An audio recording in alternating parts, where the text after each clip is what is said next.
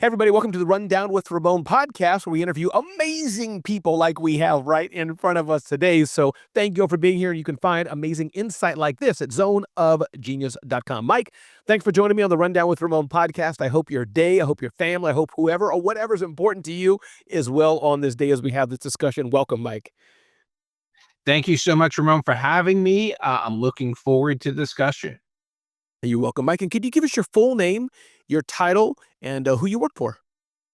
Yeah, absolutely. My name is Michael Caralis. I'm a vice president of sales and operations here at Verizon.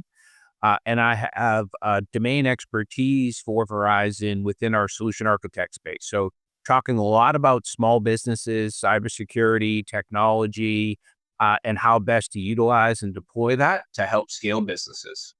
I love that. And help us understand again, you may know this, you may chuckle inside, but I have a feeling my audience may see Verizon as the phone company provider. But even in your title, clearly just remind us, and I know this already, but remind us that Verizon does so much more than you go to the real retail store, pick up your latest, iPhone or Android phone, or, you get your hotspot. We know that. You do that to gazillions of people, around the USA, but so much more. And you mentioned some of that in what your title, what your team does. What are some of the other stuff Verizon does, and how does that work? Clearly, it's not necessarily in the retail store, but I guess there's businesses that you work with around the country. Help us understand who Verizon is beyond what we know it as. Yeah, I've never heard that we're just a cell phone or a phone company before. Um, Listen, we do a lot because connectivity is so important, right? Yeah. Verizon is a very lucky company. We're one of the only businesses in the world where everyone literally needs our service. It's not just about connectivity. It's how you connect your applications. How do you connect the cloud to your different locations? How do you secure those in an ever-changing cyber threat landscape? How do you adopt and leverage AI to create outcomes for your business and scale opportunities quickly, where you have to compete in a very dynamic marketplace in the world? And Verizon does a little bit of all of that for small businesses and really works on making it easy for them to deploy it. I love that. And give me an example, just if you don't mind. How does that start? Again, it may seem like a basic question, but I have a 10-employee bagel shop or a 30-employee law firm. How do then I touch base with Verizon besides help me with my cell phone, all those kind of things? Where's that entry point? Do you have is it a consulting services that, hey, we can help you with other things you're working for? Just give me maybe a story or paint a scenario how that touch point begins. Yeah, we're a big brand with lots of locations. You can go to Verizon.com/business, and you can actually find me and people can reach out with you. You can also go into one of our stores. All of our stores are mapped to what we call our business account executives that can meet with a customer at any point in time. And we do a service called a tech check that enables my solution architects to really sit down and talk to a customer. By the way, not about our products and services, about their business. Really understanding what their goals are, what their financial plans are, what their current environment is in technology. And then we give you a set of recommendations across internet, communications, applications, and security that you can start to implement into a business to help you scale and grow. I love that. My next question will be, Mike, if you could just help me unpack, give me a scenario of I don't need customer names unless you want to give it, but some things you and your team have done to help us understand kind of, hey, here's what it looks like. But before I get there, the broad question, Mike, can you just help us unpack what are some of the biggest trends you're seeing in technology? Where are you seeing, hey, Ramon, out of all the noise, all the things you're hearing, AI, of course, is in the headlines. Here are some of the 2, 3, 4, 5 things we're helping our customers do that every business may want to focus on or consider, if that makes sense what I'm trying to ask.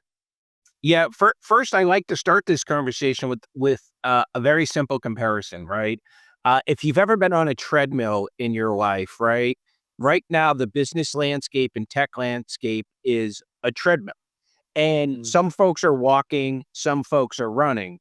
But if you're trying to stand still on the treadmill, you're going to fall off. And tech is moving so fast that you have to start embedding more technology seamlessly into your business. And the biggest trend right now, especially for small and I would say medium businesses, is how do they do that?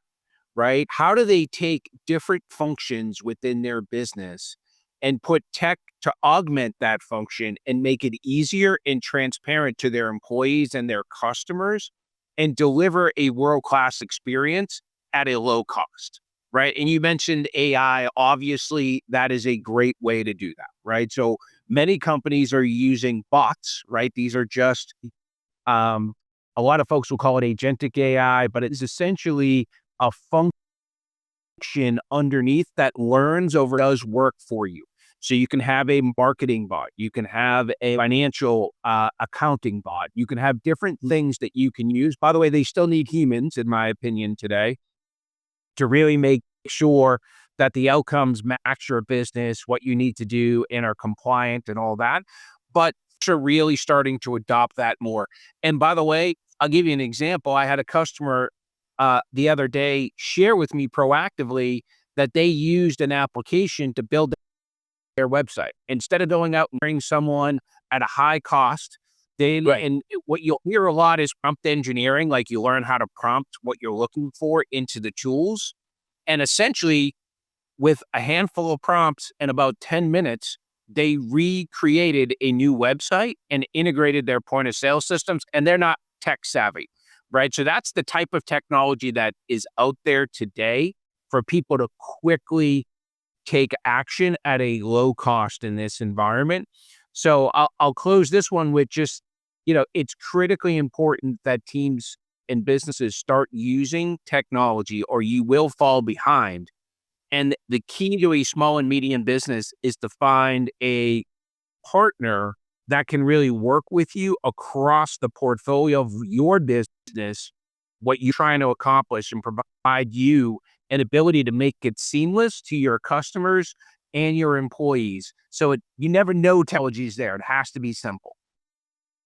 And what does it mean to fall behind, Mike? It sounds like an obvious question. And just so you know, I'm a technologist. So I ask a lot of these questions because I can hear. Mike, do you hear that? I can hear my audience asking the question. So I'm asking for them. But meaning if they say, Mike, listen, my website is good. We just redid it. Our copy machines work. Our computers, we just got a few hundred of them or 50 of them, whatever the number. Our network, it's it's working okay. Meaning we've been in business, Mike, for 15 years. Do I have to be in the rat race of it? Help me understand the difference between maybe, and you may disagree, the rat race of it versus being prudent and just a minor updates versus no, you should be thinking how to do better and better. Help me level set that, gauge the conversation. Well, what I'll say is the is natively digital, right? You look at everyone in the world, and the pandemic, right or wrong, accelerated the digital adoption. So now customers go digital first to go find your business. They go digital first to interact. By the way, we also have zero patience. We want real-time response. I want to follow up, or I'm calling somebody else. I want to know when you're coming to, if maybe I'm having someone come to my house, I want to know when they're scheduled, when they're doing the work. I want a price quote. I want it done ahead of schedule, and I don't want you to go over cost, right? So how do you take lead gen to your website from social media platforms, from demand gen activities, translate that into a real-time follow-up? Because if you don't follow up instantly, I'm moving on because I probably pinged 4 or 5 companies at that point in time. And then if you're not communicating to me in real time, like, hey, I got you scheduled, my tech's on their way, right? Here's the quote, here's the services, I delivered it, here's my post survey of did I do a great job? Ask me for a referral. Like if that's not all clean end to end, I'm moving on. And that's just the world we live in today where everything is digitally native and folks have no patience. They just want to move. And I think that's where it's changed. Businesses that have been in business 10, 15 years still sometimes operate like, hey, give me a call, fill out this form. Maybe I'll follow up in a couple days. And that doesn't scale any longer. And that tech stack that enables that is critically important to get right. Yeah, no, I love that. And so what I'm hearing you say as well is that you're not advocating just do it for the sake of doing it, meaning you could, there's I'm sure Mike, you have a geek inside you, I have a geek inside me, so I test all kind of cool things. But for that basic business owner on Main Street, I'm hearing you say one, that the competition is going to be offering it. So are you going to be lacking? Two, what you just said about the customers want it. Nobody's doing this 100%. So there's always room for improvement. Even myself, probably you and I, you go to restaurants, you're like, what? Why is this not there? I was just at the other guy or gal. So I like that. And I think the other thing you said, Mike, and maybe pull that thread a bit more, customer experience. I think you hinted that or said that earlier. What does that mean? What is Verizon doing? Talk to us about the importance of customer experience and what you're seeing, maybe what you do for customers in that respect. Yeah. So listen, we often call it an omni-channel experience here at Verizon, and it's very important for us. And this is an example that translates to any business. If you interact with me digitally, you call me, you show up at one of my stores, I should know that history. I should know that you walked into my store, you had a problem, and maybe they couldn't solve it, and you call into our 800 number or get passed over to that they instantly know what is going on. And by the way, can respond and take care of you and provide a great customer experience. And that's no different from anyone else. And you used a bagel shop, right? So if I ordered a bunch of bagels online, I show up and I picked it up, and then I'm driving away and the order's wrong, and I pick up the phone and call you and say, hey, I just picked it up. Like, I would expect you to know exactly what I ordered, that it was wrong, and have it fixed when I turned around to come back. And by the way, I'd be a little angry that I had to waste my time and come back. And I don't want to wait in line. I just want to be able to come up and say, hey, here's your bagel and go, in that example. And it's all technology that can enable that. And it's relatively easy today. You need good internet connectivity. You need to make sure that your applications and your cloud applications are tied together, that your website and your online ordering tools can communicate back in real time to the people in the store, and that it's just very simple and easy for people to use. And there are plenty of platforms to go out there and do that. Some are, what I advise people all the time is go through it yourself, try it. If it's more than 3 or 4 clicks on something, it's too much. It has to be quick and easy in the world we're in today. No, I think that is powerful, 100%. I think one shout out to a clothing manufacturer. They're based in Europe, based in England. They have shirts here. You may use them yourself. They're up and down Manhattan, or wherever you're based at. The point is that when I go to the store, I'm waiting for friction, Mike. I'm assuming they're based in England. What do they know? I'm going to have to repeat all the. No, I think just based on my name or somehow it's fast. And I'm like, this is exactly, I have a 17 and a half neck and I think it's 34, 35 sleeve. We're good. That's one of the reasons, don't tell my wife, why I buy their kind of expensive shirts, because it's just easier. Is that kind of what you're talking about, Mike? No, exactly. By the way, as a consumer or a business customer, you know when technology is done right. You just gave a great example. And you walk away going, wow, that was awesome. It was frictionless. It was seamless. It just worked. By the way, you also know when it's gone wrong. And you're like, I don't know if I'm going back to do business there. And that is what we're talking about with that treadmill analogy. You'll fall off and your customers will just move to provider, another supplier, another company, and you'll end up losing market share and revenue over time if you're not adopting technology and constantly moving forward. It's not like, hey, I'm done January 2026, I'm good. It's you have to have a vision and a roadmap for where you want to go. And you have to constantly learn. You have to actually invest some time or great partnerships with people that can help you get to and maintain a competitive advantage when it comes to technology. Yeah, I wish it wasn't just like eating healthy. I wish I could go on the treadmill once a year, treadmill maybe once every 10 years, but sadly, it's not quite like that. Nope, not at all. It is constantly evolving and changing. It's rapidly paced. Mike, talking to I don't know what scenario to use, but you can help me with the scenario. $10 million company, 25 million, maybe up to 50. Let's not talk about billion-dollar brand, but 25 million, $50 million company. What I'm trying to get to is that help us understand what are the things you go through with Verizon's clients before you even implement. Can you give us a peek inside those conversations? The restaurants there, the manufacturing plants there, retail shop, whatever the thing is, and they know they have a problem. you're talking to the mic, your team's talking to them. What are some things you're walking through and saying, okay, here, let's address these 3, 4, 5. If you understand what I'm asking, just before the tech, Yeah. how should we be thinking before we even touch tech? What happens? Yeah. So I'll give you a real example. We actually have just recently published a best practice video with a company called Tacticam. Okay. And Tacticam was a startup company, and they really identified a need, which I'm not a hunter. I don't do that. But what they do is make trail cams. Yep. And one of the founders literally walked into one of our retail stores and said, "Hey, how do I get these connected? Right? What do I do?" And then they came into our business, our Internet of Things or IoT team, and we started to talk to them about manufacturing, supply chain, how to get the devices certified, how to manage those devices, how to troubleshoot, and how to create a great out of the box experience for their customers, right? So these trail cams are video cameras, and people essentially put them on trees, and they bird watch on them. They use them for hunting. They use them for various different activities in the outdoors. Yep. I want And we saw a lot. I'm sure I've seen a lot of them. Yes, yes. So it's a real business conversation around how do they want to supply themselves? How do they want to engineer their technology? How are they going to distribute their technology, and what that customer experience that they're trying to create is.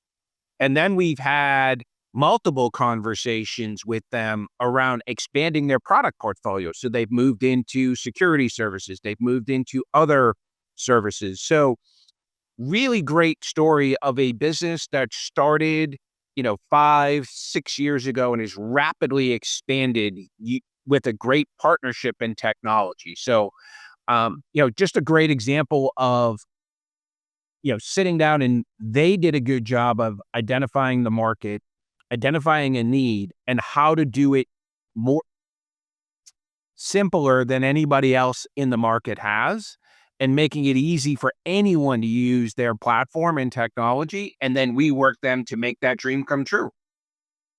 I like that, Mike. I'm hearing 3 things from that. I think, 1, using this company as an example, A, we have a problem, solve it. Sure, here's a solution, or what could be a solution. 2, what kind of, you're asking you and your team, what else do you want to do? Oh, you really want to go here in 5 years. We can help you do that.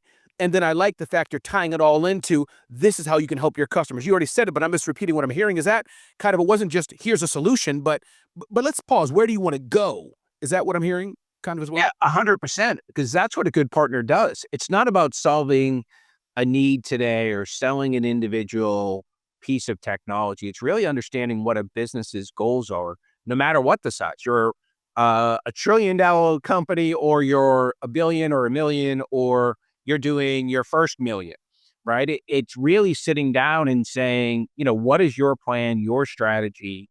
What are the things that differentiate your business, and how can we help accelerate that? And how can we add value to where you're going and create that roadmap with you to get there? Got it. Got it. There was a headline, you may have seen it. I don't want to get you in political trouble here. I'm not going where you think I'm going. Don't worry. I say that word and people go, wait a minute, Ramon, you said we're not. But the headline was that most AI implementation stale or something. I could be quoting it wrong. But then a buddy of mine said, well, Ramon, that's because they didn't take the time to strategize, think about it. That was just a short conversation. So I guess really the question for you is, can you just talk not just about AI, but more so broadly, when technology goes wrong, when you hear the story, they invested millions, it didn't work. They tried this. You can word it however you want. But when you hear something went wrong, what do you think? And you're saying, Ramon, most likely your best guess, here's probably what they didn't do. Is that a fair question? Can you? Yeah, so I think there's a few items, and it's more than fair. It's actually a very important question for people to understand. First off, have you defined where you want to go, right? That earlier conversation. What is your ultimate end state? What's your North Star that you want to go to? Then have you done a good assessment of, okay, what's core competent? What can we do ourselves? What can we go out and buy? Where do I need a partner to help us? Right. And then it's really defining that journey together. And the most important part is keeping it super simple. right? And I'll give you an example. I've been in a lot of complex projects, and there's 4 or 5 vendors at the table, plus a business's IT staff, right?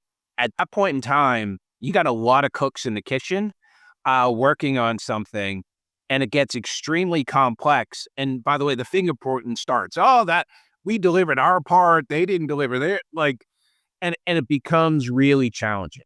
So you really have to look at the complexity of what you are trying to accomplish from a technology perspective and ensure you really have best in breed partners at the table to get it done. And if you can sole source it from somebody like Verizon, that's great. If you can bring in somebody to project management and then, have someone else have maybe a couple suppliers in that mix, that's fine. But you got to be really crystal clear of what that is. And then a lot of companies, especially small businesses, use something called the agile methodology, which has minimal viable products, MVP. And, they do that because they're cash flow constrained. So they got to get something out the door, but then you got to iterate very quickly and improve it over. And if you don't have a good path to get there, you're in trouble.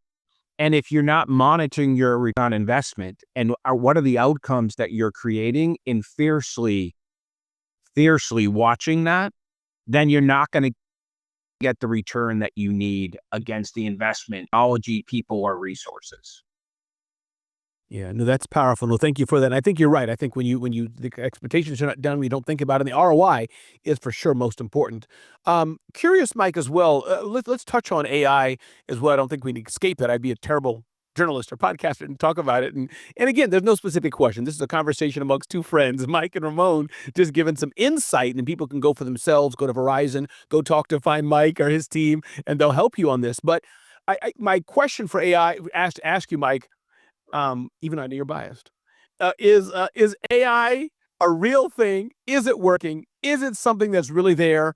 Or is this a bunch of hooey headlines and there's some guys and gals in a room just pulling our strings and it's an aberration that's going to go away in a few months? Or is this really real thing? I'm having fun here, but Mike, give me a master class on AI, what you're seeing. I mean, I'm definitely biased. So yes, AI is definitely for real. I think that you see massive adoption, and you asked earlier about like adoption gone wrong, etc. I think folks are under the perception that it's going to replace humans. Right now, it's making humans better. It's making you faster, more efficient, and more capable. Right. So if you're using any of the generative AI platforms, you can literally create your own specialist within it, right? I want to be a healthcare specialist. I want to know everything there is about working at Verizon, right? And you can feed that information and go. It is extremely, extremely powerful.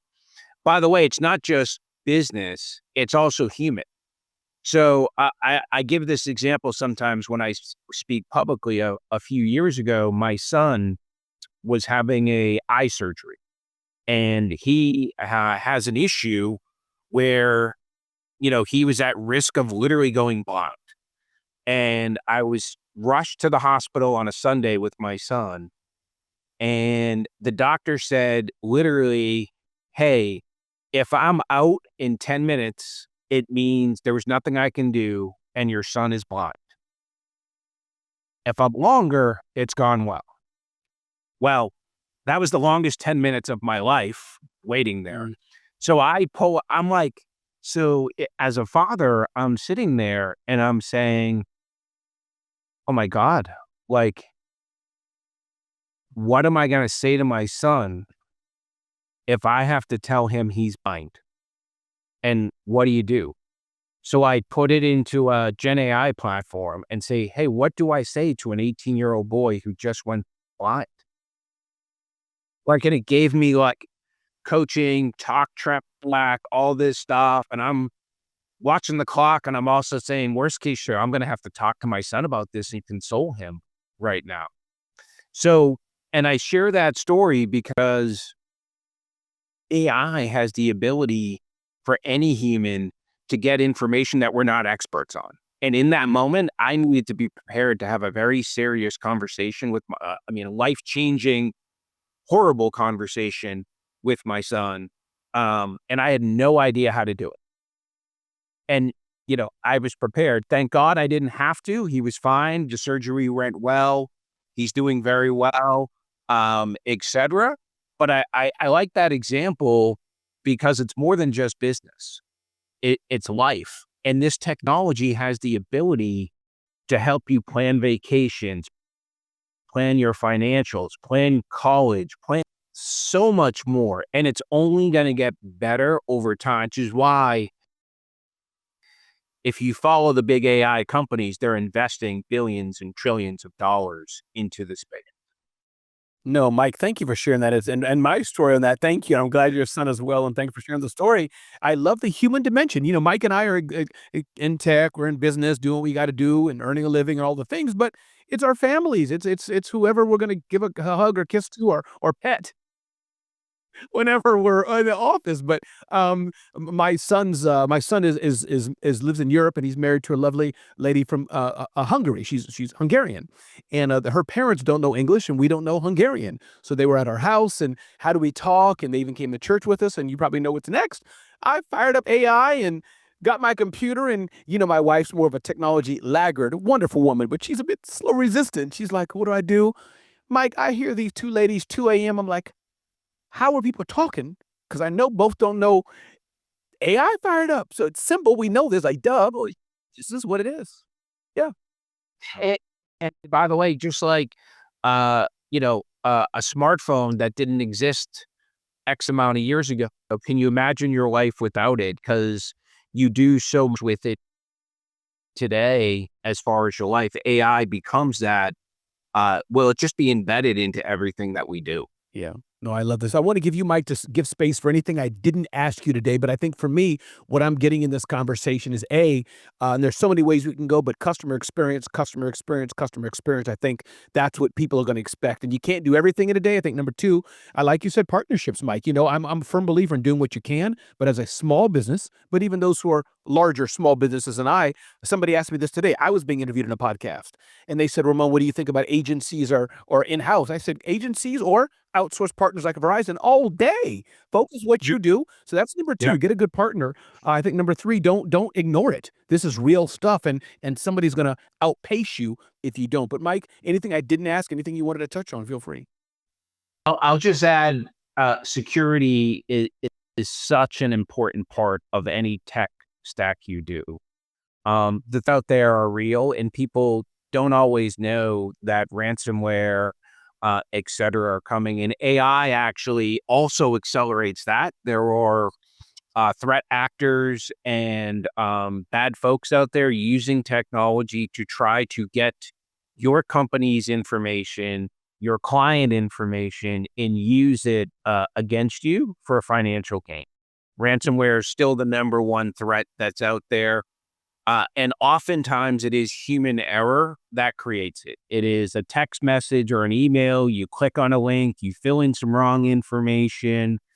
You're doing a patch update, or maybe you have a third-party vendor that has API access that doesn't get a patch update in time. There's lots of solvable issues in there, but it's an important part for any business to protect yourself in today's world. I just wanted to know, I should kind of add that in.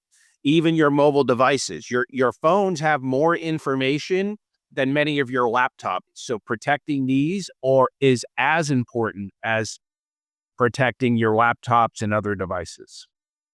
No, Mike, for sure. And I should have asked that. That's a key important. Thank you for bringing that up. A very important part. Mike, one more time, give us your full name, title, who you work for. And I think you said already, we can go to Verizon.com, the business section. We can go to retail store, just ask for the business folk. Ask for, show me and Mike's picture when you go to the store. Hey, Ramon was talking to this guy. I want to talk to his team. But Mike, here's your full name. Yep. So Michael Caralis, I am Vice President of Sales and Operations here at Verizon Business. And thank you for having me today. It was a lot of fun. You're welcome. And everybody, my name is Ramon Ray, publisher of zoneofgenius.com. Check this out and other interviews we do at zoneofgenius.com.